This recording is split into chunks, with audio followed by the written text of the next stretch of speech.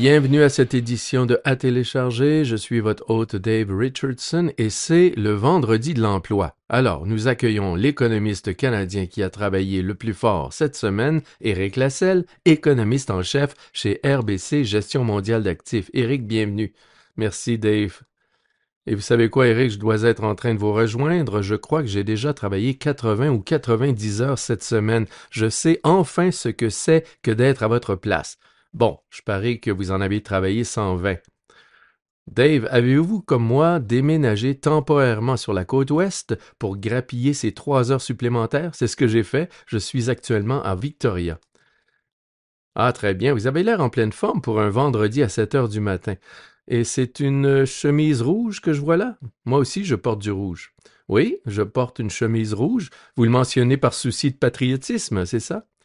Oui, c'est ça. J'ai rencontré beaucoup d'investisseurs canadiens cette semaine et bien sûr, les tarifs étaient sur toutes les lèvres.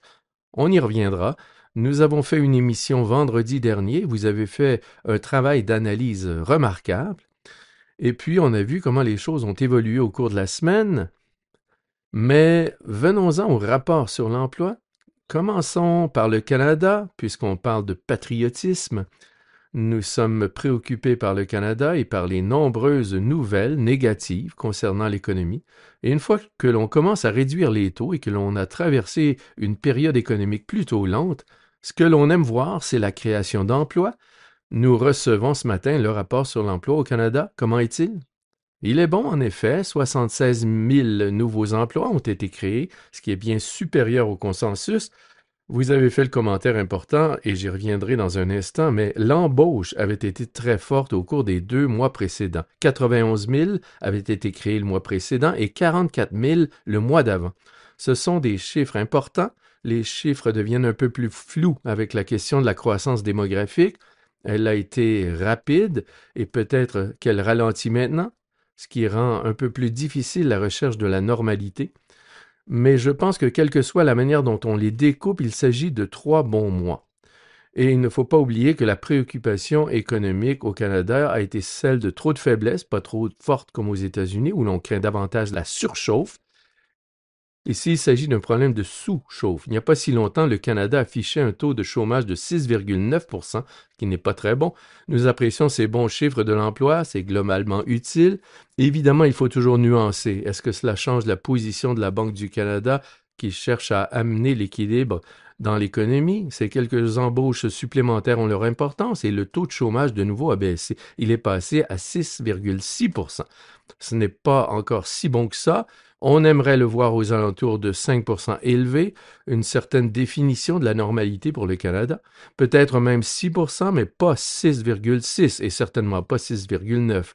Nous constatons donc des progrès vers cet objectif. Et je dois dire qu'en regardant d'autres indicateurs économiques pour le Canada, je constate une certaine amélioration. L'enquête sur la santé des entreprises a été publiée et les entreprises se sentent un peu mieux et s'attendent à ce que leurs ventes augmentent et prévoient d'embaucher un peu plus, d'investir un peu plus. À cet égard, je dirais que nous assistons à une petite renaissance économique. Comme vous l'avez dit, les réductions de taux ont été plus importantes pour le Canada que pour presque toutes les autres grandes banques centrales. Comme nous l'avons souvent noté, l'effet de ces baisses de taux est également considérable. Mais s'il n'y en a pas eu davantage, simplement parce que le Canada est très sensible aux taux. Il s'agit donc de double coup. Nous bénéficions d'un coup de pouce sur les deux fronts. Dans l'état des choses, c'est une bonne chose et si l'on examine les détails, on s'aperçoit qu'il s'agit principalement d'embauches dans le secteur privé, ce qui est une bonne chose. L'une des critiques a été qu'une grande partie des embauches qui ont eu lieu ces dernières années ont été dans le secteur public, reflétant moins les conditions et le sentiment économique. Alors, il s'agit d'une bonne chose. Les données relatives à la croissance des salaires ont légèrement ralenti et bien sûr, on peut prendre cela de plusieurs façons. Si vous êtes un travailleur, vous préfériez qu'elle soit plus rapide, bien sûr, mais elle est passée de 4 à 3,5% d'une année sur l'autre. 3,5 n'est pas encore un mauvais chiffre. Nous étions inquiets parce que la croissance des salaires était nettement supérieure au gain de productivité, ou plus précisément à la productivité plus l'inflation, mais elle restait nettement supérieure. Nous craignons donc un peu que nous trouvions dans une situation inflationniste où les salaires évoluaient trop vite. Je pense donc que dans le contexte d'une stabilisation et d'un maintien de l'inflation autour de ce chiffre de 2%, ce n'est probablement pas un mauvais résultat. Ce n'est pas non plus une situation si mauvaise pour le travailleur. Je m'en sors avec un bon sentiment. Nous avons dit à plusieurs reprises que le Canada se trouve dans un environnement économique extrêmement incertain, en particulier au cours du premier semestre de l'année. Je maintiens ce point de vue. Bien sûr, la menace tarifaire a changé et je pense que nous y reviendrons. En théorie, la croissance démographique passe d'un rythme très rapide en 2023 à un rythme encore assez rapide en 2024 jusqu'à la baisse de la population prévue par le gouvernement cette année. Nous n'en sommes pas encore là, mais il s'agit d'une décélération significative. Il s'agit donc en théorie d'un ralentissement. D'un autre côté, les baisses de taux sont très utiles. Nous attendons une légère reprise de la croissance de la productivité dont nous attendons toujours les preuves, mais il y a des forces puissantes qui poussent dans différentes directions. Je suppose que l'on peut dire, et c'est l'un des tout premiers chiffres de janvier 2025, que la situation semble se maintenir. Il semble que les forces du bien l'emportent sur les forces du mal, dans le contexte des vents arrière et des vents contraires à la croissance. L'économie canadienne est donc en train de se redresser un peu, ce qui n'était pas prévu. Nous devrions donc nous en réjouir. Oui, c'est vrai. Et nous avons fait toute une série au début du mois de janvier. Nous avons diffusé une quinzaine d'émissions dans lesquelles des gestionnaires de placement du monde entier sont venus jeter un coup d'œil sur 2024 et sur 2025. D'ailleurs, si vous voulez revenir en arrière et écouter ces épisodes, abonnez-vous à notre balado, quel que soit l'endroit où vous la recevez, que ce soit sur YouTube ou ailleurs. Suivez-nous, donnez-nous une bonne note, faites-nous savoir comment nous nous débrouillons. Nous aimons toujours recevoir des commentaires parce qu'ils nous aident à vous donner ce que vous recherchez. Mais lorsque nous avons parlé à ceux qui sont impliqués dans le marché canadien, qui sont davantage liés à l'économie canadienne, ils ont tous fait un commentaire à peu près similaire, à savoir que nous avons presque atteint le pic de pessimisme en ce qui concerne l'économie canadienne. Pas plus tard que lundi, et nous y reviendrons, lorsque nous avons pensé que les droits de douane allaient être imposés. C'est peut-être à ce moment-là que le négativisme, l'incertitude ou la peur des Canadiens à l'égard de notre économie ont atteint leur paroxysme. Je ne parle pas des marchés, mais de l'économie et des perspectives de vie au Canada. En règle générale, lorsqu'on touche le fond, il n'y a par définition qu'une seule voie possible, et c'est celle de la hausse. Donc, même si les nouvelles ne sont pas fantastiques, c'est toujours mieux qu'une mauvaise nouvelle. Maintenant, nous voyons des chiffres. Vous avez dit que cela faisait un moment que vous les voyiez, qu'ils sont peut-être plutôt bons, et les choses commencent enfin à bien aller. La forte croissance aux États-Unis a créé cette divergence dans nos résultats économiques au cours des dernières années entre le Canada et les États-Unis, et les marchés également, mais c'est plutôt inhabituel. En règle générale, la croissance américaine se poursuit, voire s'accélère, et en fin de compte, cela va se répercuter de l'autre côté de la frontière. Mis à part dans le cas des droits de douane, bien sûr, mais éventuellement, cela devrait aider l'économie canadienne. Oui, je pense que c'est tout à fait vrai. Mis à part les droits de douane, comme vous dites, il y a encore un point d'interrogation de ce côté. Et sans vouloir voler le punch, on a vu quelques développements prometteurs sur ce front. L'économie canadienne est en mesure de faire un peu mieux. Je suis tout à fait d'accord avec l'image du pic de pessimisme. Cela va dépendre en partie de ce qui se passera le 6 mars et d'autres points d'interrogation. En fait, j'étais au dîner annuel des PFA de Victoria hier soir pour exprimer précisément cette pensée. Et oui, lorsque vous réduisez les taux et que certains défis qui ont dominé l'année dernière commencent à s'estomper un peu, et sans vouloir politiser ou privilégier qui que ce soit en regard des placements, il y a la possibilité d'une réinitialisation d'un point de vue politique en fonction de la date des élections et de la façon dont elles vont se dérouler. Peut-être que cela fournira un certain vent arrière également d'un point de vue politique. Donc, sur un certain nombre de fonds, je pense que les perspectives pour le Canada s'améliorent un peu, ce qui est le bienvenu. Pour ce qui est de votre commentaire sur le fait qu'historiquement, les deux pays connaissent une croissance très similaire, oui, c'est tout à fait vrai. Nous étions à analyser ce fameux graphique qui montre cette relation incroyablement étroite. Il est assez rare de voir un écart de croissance pluriannuel entre les deux pays, ce qui s'est produit avec la sous-performance du Canada. Il y a eu en 2015 et 2016, lors du choc pétrolier, le Canada s'est ressaisi par la suite. De la fin des années 80 au début des années 90, il y a eu une période un peu plus longue pendant laquelle le Canada a enregistré des performances inférieures à la moyenne et il s'agissait là encore d'un choc lié aux ressources. Il s'agissait aussi de l'effondrement de l'immobilier. Il se peut que la Banque centrale se soit montrée un peu plus ferme, mais dans tous les cas, ce n'était pas permanent. Et dans les deux cas, c'est l'économie canadienne qui s'est accélérée vers les États-Unis plutôt que les États-Unis qui ont redescendu vers le bas. Il y a des questions plus larges de productivité, d'innovation, et nous faisons en ce moment même un travail assez sérieux à ce sujet. Je ne peux pas dire que la question sera finalement résolue ou que le Canada pourrait bénéficier de la même innovation que les États-Unis, mais je pense qu'il y a de la place pour un certain rattrapage, c'est certain. Oui, c'est vrai. Et vous êtes à Victoria? À Victoria, vous êtes en fait en dessous du 49e parallèle. Vous devez vous sentir presque aux États-Unis.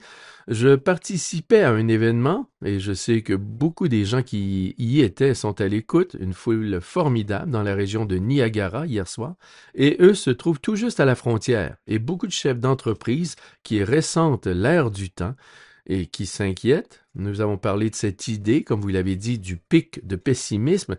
Et moi, je leur disais, attendez demain matin, attendez de voir si les chiffres de l'emploi sont bons. Ils vont se réveiller ce matin et entendre ce chiffre de l'emploi et ils vont peut-être nous écouter aujourd'hui. Et en effet, le chiffre de l'emploi est bon. Peut-être que le virage aura lieu. Cela fait maintenant 14 ans, disons-le, que le marché américain surpasse le marché canadien.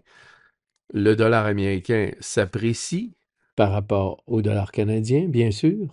Au plus fort de la nervosité entourant les tarifs douaniers, lundi, le dollar était en baisse à 67,5 cents US. Aujourd'hui, il est remonté à 70 cents. Ces choses ont tendance à suivre des cycles de 10 ans à 15 ans, puis à s'inverser. Alors oui, ne nous emballons pas, ne crions pas victoire trop vite, mais peut-être qu'il y a quelques pousses vertes sous la surface. Et à l'approche du printemps, ici au Canada, avec toute la neige qui recouvre ma pelouse, je suis à la recherche de ces pousses vertes. Passons maintenant aux États-Unis. Les résultats sont un peu plus mitigés, pas vrai? Je vous laisse nous en parler. Oui, au final, nous sommes en deçà des prévisions. 143 000 créations d'emplois alors que les prévisions étaient de 175, donc on a raté la cible.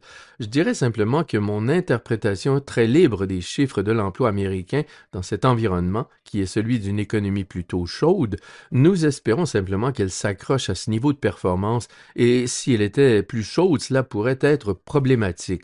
Si elle se refroidit, on pourrait craindre quelque chose d'autre aussi, mais pour moi, nous sommes dans cette zone de confort, cette zone définie de manière très vague entre 100 000 et 200 000 emplois par mois. Le chiffre de 143 000 se situait à peu près au milieu de la fourchette.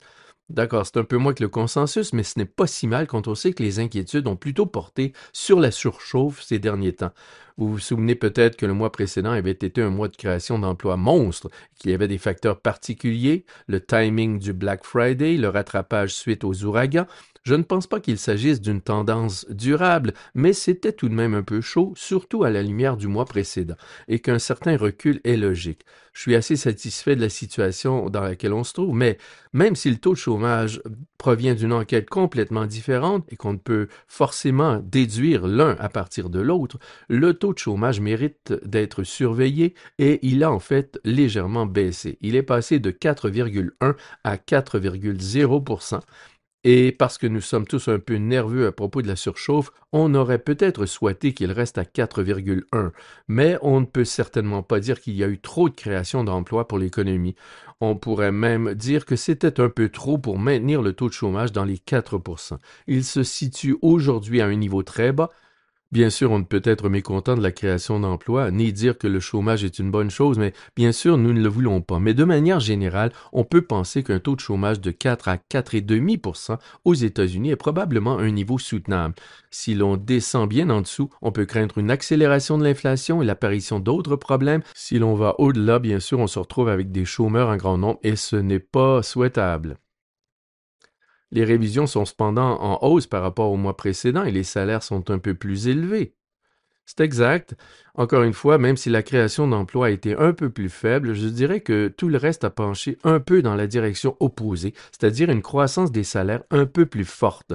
Il y a des révisions chaque mois, ainsi les révisions nettes, vous avez raison, des 3 mois précédents ont été très positives, ce qui signifie que 100 000 emplois de plus se sont ajoutés au dernier mois. Vous vous souvenez peut-être qu'à l'origine, nous ne parlions pas de 307 000 emplois créés en décembre. Le mois précédent, il s'agissait de 250, je crois. Des emplois supplémentaires ont également été trouvés ce mois-là. Il s'agit d'une série de révisions positives. Cependant, il y a deux autres séries de révisions. Il se trouve que le mois de février est le mois des révisions de référence spéciales. On a procédé à des révisions significatives des données jusqu'en mars 2024. Cela paraît un peu dépassé comme données, et oui, c'était il y a 10 mois, mais quoi qu'il en soit, ils ont constaté qu'il y avait 589 000 personnes employées en moins. Ils pensaient auparavant que le niveau d'emploi était bien plus élevé. Je dois cependant préciser qu'il s'agit d'une estimation préliminaire. Il y a quelques mois, ils ont deviné que le chiffre serait de l'ordre de 818 000. Le niveau d'emploi était inférieur à ce qu'ils avaient initialement prévu en temps réel il y a un an, mais pas autant que ce qu'ils avaient prévu à l'automne.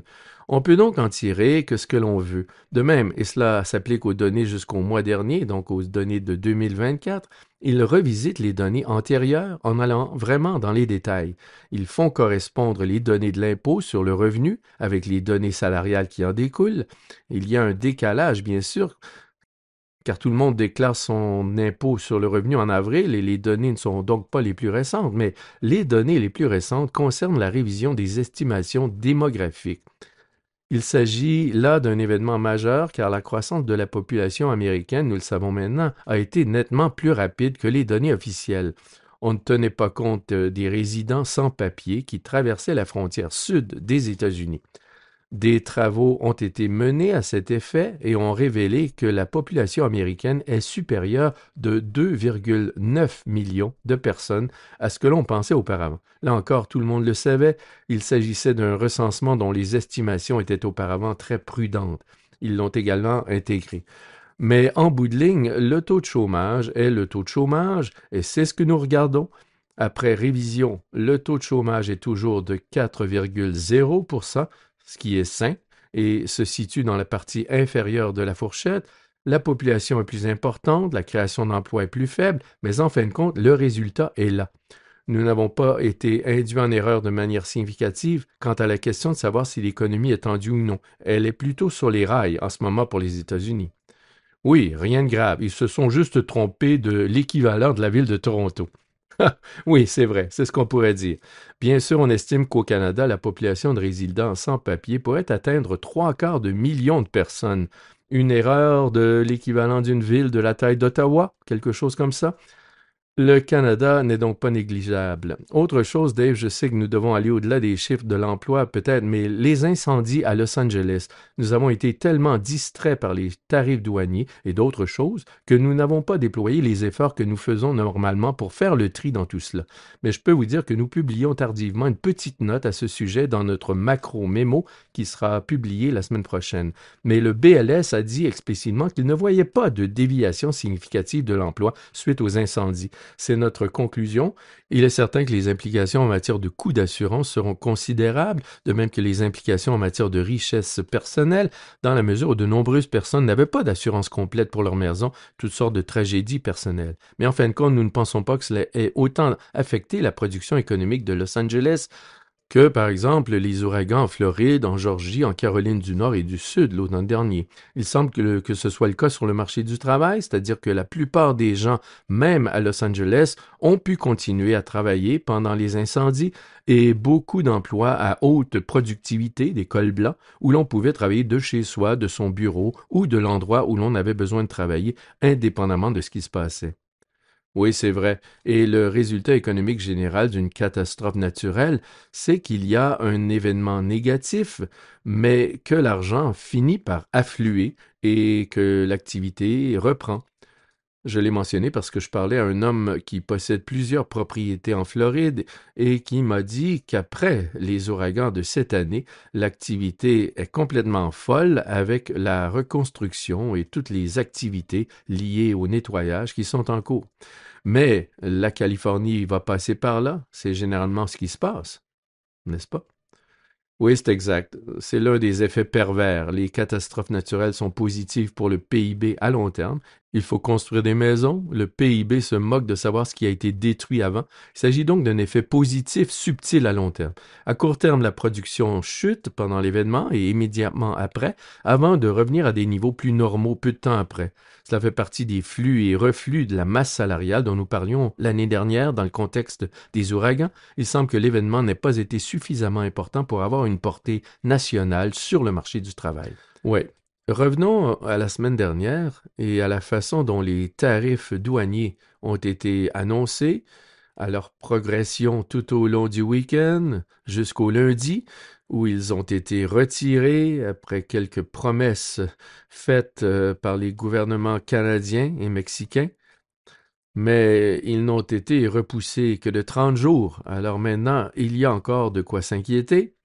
Mais je tiens à mentionner pour les auditeurs que si vous vous adressez à un conseiller de RBC ou si vous visitez notre site à rbcgam.com, Eric y a publié un article sur les tarifs douaniers et beaucoup de réflexions à ce sujet, ainsi que tout l'excellent travail qu'Eric fait sur LinkedIn et sur X. Il est donc à suivre de près. Si vous voulez suivre les réflexions quotidiennes d'Éric, au lieu d'attendre une fois par semaine, ou toutes les 2 semaines, ou une fois par mois, vous pouvez certainement le faire parce qu'il fait vraiment un travail exceptionnel.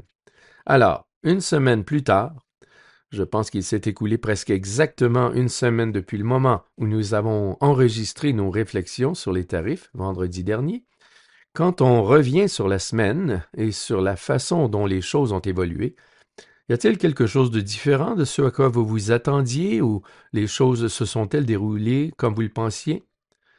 Disons que la boucle est bouclée, si l'on peut dire. Je peux même vous dire que je faisais cette présentation hier, qui fait suite à celle que je faisais la semaine dernière, et le titre de la présentation à l'origine, tant le sujet était d'actualité déjà, était l'heure des tarifs avec un point d'interrogation. Il y a une semaine, ce titre était cohérent avec les conversations que nous avions. Et puis, au cours du week-end, la rhétorique s'est intensifiée et semblait devenir un peu plus sérieuse. Alors, j'ai supprimé le point d'interrogation, les tarifs devenaient un état de fait, voilà où nous en étions pendant le week-end. Puis, lundi matin, après cette première conversation apparemment ratée entre le Canada et les États-Unis, alors que le Mexique venait d'obtenir son propre délai, mais pas le Canada apparemment, j'ai ajouté cette fois un point d'exclamation au titre de ma présentation.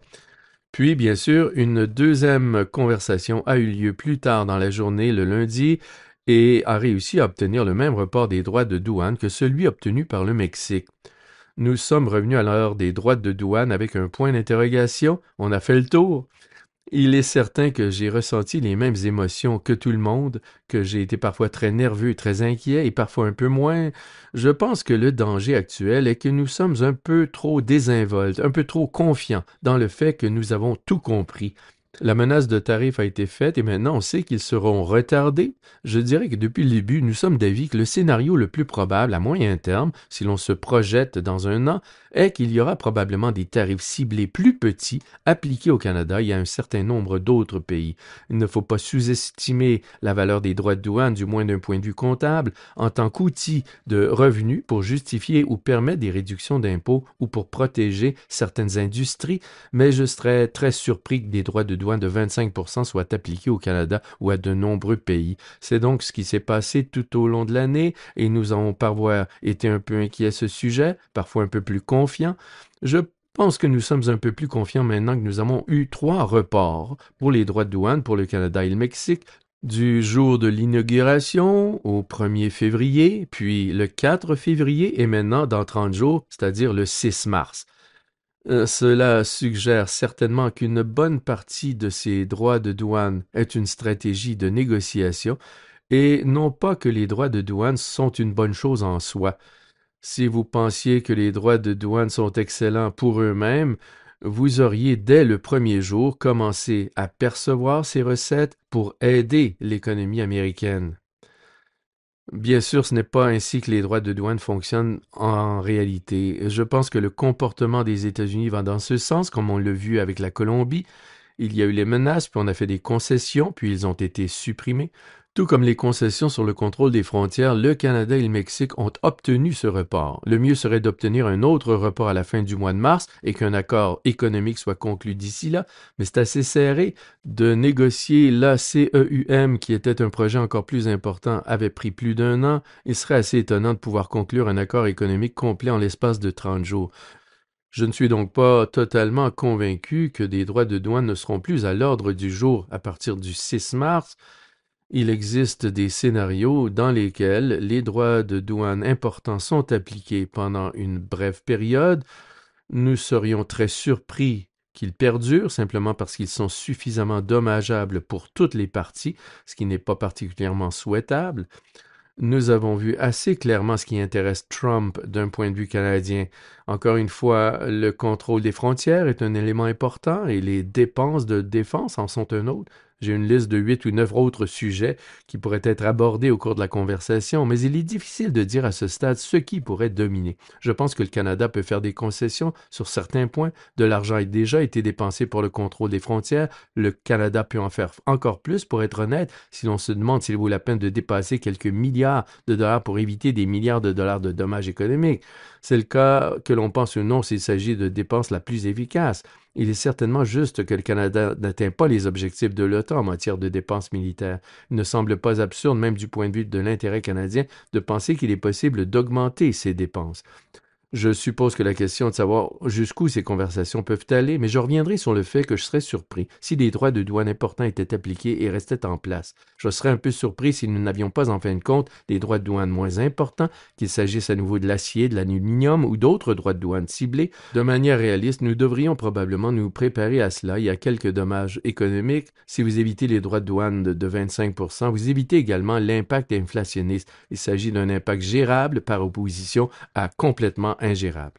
Je voudrais revenir sur l'un des points que vous venez de soulever, car je pense qu'il est très important, et c'est l'idée que si vous pensez honnêtement qu'il s'agit là d'une approche politique gagnante, que c'est ce que vous devez faire en tant que président des États-Unis ou en tant qu'Américain pour améliorer l'économie, améliorer votre économie, ramener les emplois manufacturiers, tout ce dont on parle autour des droits de douane.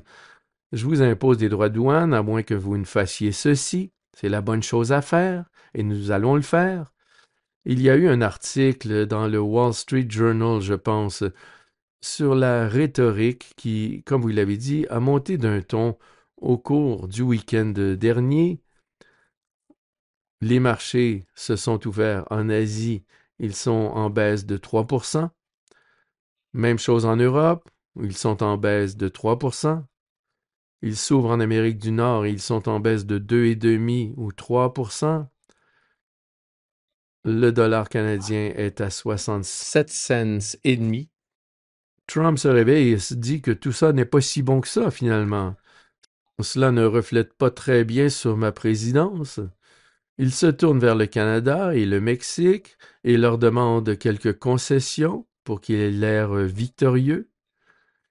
Et peut-être que ces droits de douane ne sont pas une si bonne idée après tout.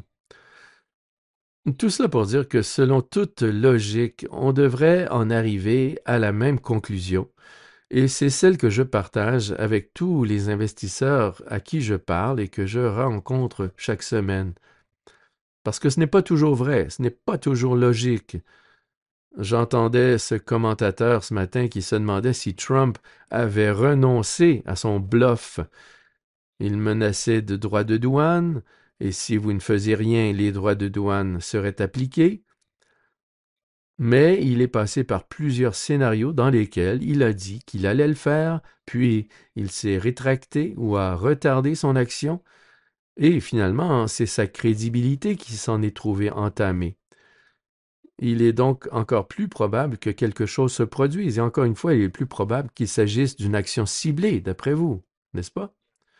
Oui, c'est exact. Je pense que nous devons travailler dans un monde de probabilités. Nous ne pouvons pas dire avec certitude qu'il y aura des petits tarifs. Nous ne pouvons pas dire avec certitude qu'il n'y aura pas de droits de douane élevés. Il existe des scénarios dans lesquels il n'y a pas de droits de douane à proprement parler dans le contexte Canada-Mexique. C'est ce que nous faisons à l'approche de ce week-end. Je dois dire que nous avions un certain niveau de confiance avant la frayeur qui nous a été imposée. Peut-être au début de la semaine, nous étions d'avis qu'il y avait environ 20% de chances que des droits de douane très désagréables soient appliqués et qu'ils restent en place. Le risque est probablement un peu plus élevé, pour être honnête, au cours des dernières semaines, alors que nous venons de réviser ces estimations. Mais il s'agit toujours d'un résultat minoritaire. Comme vous l'avez dit, cette partie se complique encore. A-t-il perdu de son influence? Mais il y a toujours un danger suffisant et la possibilité que des tarifs douaniers soient appliqués existe toujours. On ne peut l'ignorer complètement. Ce n'est pas comme si les États-Unis ne pouvaient pas obtenir de concessions, mais on ne sait pas très bien dans quelle mesure le Canada serait prêt à faire des concessions. Même chose pour les autres. La situation est encore délicate. L'Europe sera probablement bientôt dans le collimateur et on pourrait dire que c'est une plainte plus logique que celle du Canada dans le contexte d'un excédent commercial assez important et de politique économique, de régime réglementaire et autres, dont certains ont fait l'objet d'accusations de la part d'entreprises technologiques américaines. Cela pourrait être très intéressant, mais aussi un peu précaire. Il n'est pas impossible que le secteur automobile européen soit soumis à des tarifs douaniers pendant un certain temps.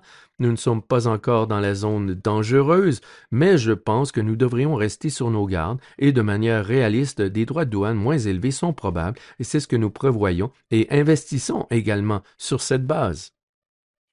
Oui, et au risque d'être répétitif, parce que je vais continuer à le dire et à me le rappeler, l'une des raisons pour lesquelles nous faisons cette émission est que nous voulons vous donner les faits, les réponses à certaines des questions que vous vous posez et à des explications sur les choses qui se passent dans les économies et sur les marchés. Mais en fin de compte, tout ce que nous faisons, tous les invités que nous recevons, ont pour but de vous aider à devenir un meilleur investisseur. Je pense que lorsque vous écoutez Eric, lorsque vous écoutez les autres invités que nous avons autour du sujet et de tout ce qui se passe dans l'économie mondiale, une catastrophe naturelle ou la perspective des tarifs, j'espère que ce que vous entendez dans les voix de tous ces professionnels de l'investissement, c'est un certain calme. Il n'y a pas de débordement dans la façon dont ils abordent la question. Il s'agit d'une approche clinique. Voici ce que disent les chiffres, voici les différents scénarios possibles, voici quelques probabilités. Vous ne pouvez pas ignorer ces choses, mais vous ne voulez pas non plus réagir de manière émotionnelle. Je suis parent, j'ai 2 adolescentes et ma femme et moi nous sommes toujours dit du calme. Vous êtes bouleversé par ce qui s'est passé, mais vous prenez un peu de recul, vous respirez profondément. Quelle est la bonne ligne de conduite? Prenons la bonne décision. Et comme j'ai rencontré des Canadiens cette semaine, j'ai beaucoup été sur la route cette semaine, je ne plaisantais pas au début de l'émission, les Canadiens sont un peu inquiets à ce sujet, et pour de bonnes raisons. Il s'agit d'une menace différente de celle à laquelle nous sommes habitués. Les Américains sont nos amis, nos alliés les plus proches, sans doute, dans le monde entier. Et il est normal d'être un peu inquiet.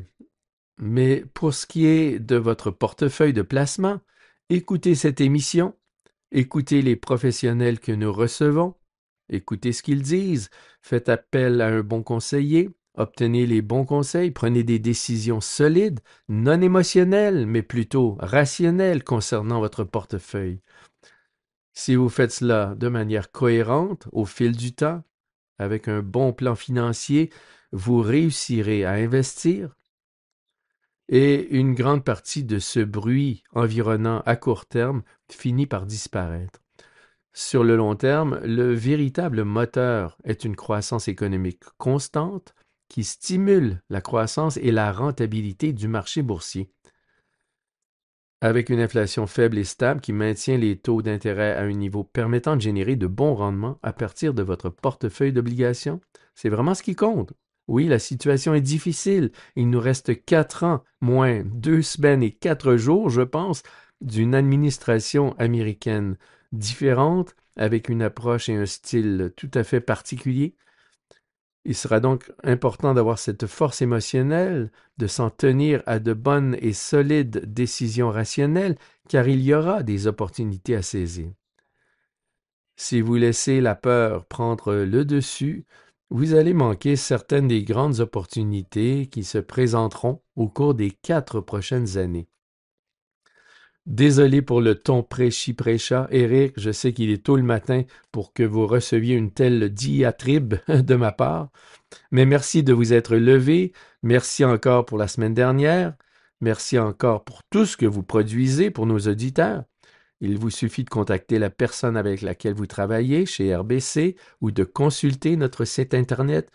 Et je sais que vous allez continuer à diffuser ces informations. Et comme je l'ai dit, nous vous tiendrons au courant et nous vous informerons au fur et à mesure de l'évolution de la situation. Mais encore une fois, merci de vous être levé tôt ce matin et d'avoir participé à l'émission. C'est un plaisir. Au revoir à tous. Cet enregistrement a été fourni par RBC Gestion mondiale d'actifs Inc. à des fins d'information seulement et ne constitue pas un conseil de placement ou un conseil financier. Vous devriez consulter vos propres conseillers juridiques, comptables, fiscaux, en placement ou en planification financière avant d'effectuer toute opération.